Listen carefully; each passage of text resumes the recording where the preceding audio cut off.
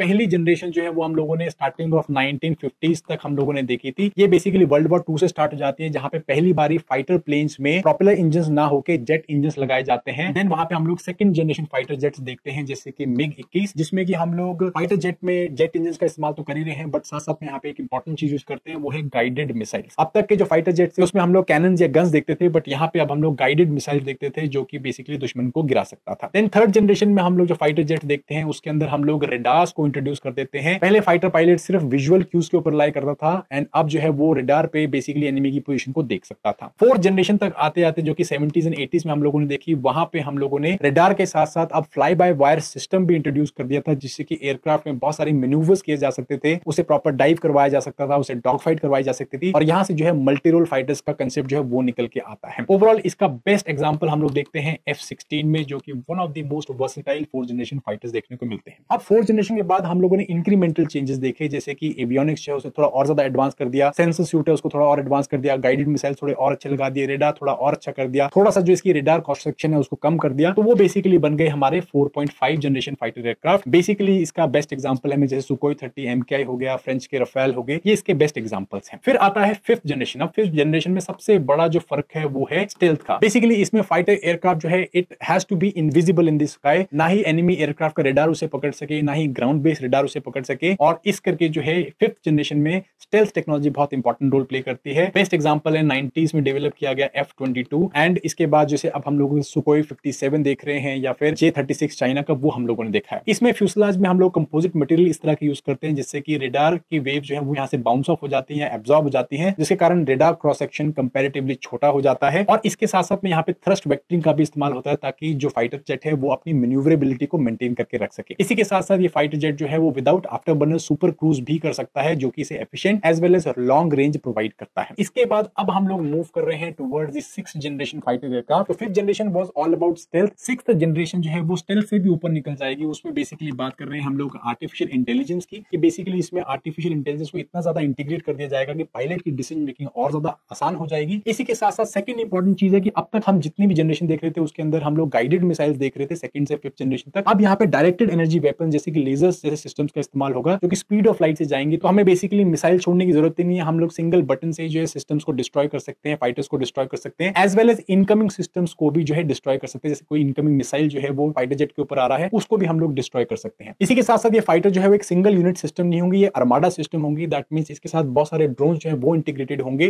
जिसे हम लोग लॉयल विंगमैन कंसेप्ट बोलते हैं। और इसके तहत ये ड्रोन जो है इसके लिए फोर्स मल्टीप्लायर का काम करेंगे,